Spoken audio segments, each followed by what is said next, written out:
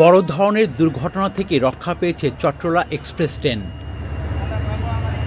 হাওয়ার পাইপলাইন ফেটে যাওয়ায় ঢাকা থেকে চট্টগ্রামমুখী চট্টলা এক্সপ্রেস ট্রেন রাজধানীর নাখালপাড়ায় রোববার দুপুরে হঠাৎ বন্ধ হয়ে যায়। দুপুরে ট্রেনের একটি বগির হাওয়ার পাইপলাইন ফেটে গিয়ে নাখালপাড়ার সিগন্যালে এসে 2:30টার দিকে বন্ধ হয়ে যায়। পরে দায়িত্বরত মেকানিকরা ওই লাইনটি তার দিয়ে মেরামত করলে ট্রেনটি আবার যাত্রা করে। প্রায় 12 মিনিট ট্রেনটি রেলগেটে আটকে ছিল। এতে রেলগেটের দুপাশে তীব্র যানজটের সৃষ্টি হয়। সংশ্লিষ্টরা জানিয়েছেন, কমলাপুর রেলওয়ে স্টেশনে বিষয়টি জানানো হয়েছে। ট্রেনে আসার পরে মনে করেন হাওয়া ভ্যাকেন্সির হাওয়া বাইরে গেছে, হাওয়া বাইরে যাওয়ার কারণে গাড়িটা দাঁড়াই গেছে।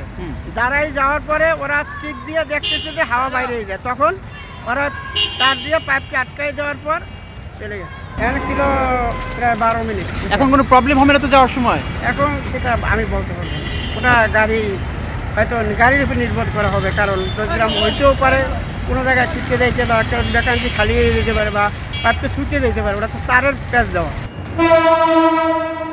নাখালপাড়া রেল ক্রসিংয়ের গেটম্যান আরও জানান, তার দীর্ঘ চাকরি জীবনে এমন অভিজ্ঞতা প্রথম। শাকের আদনান, চ্যানেল আই, ঢাকা।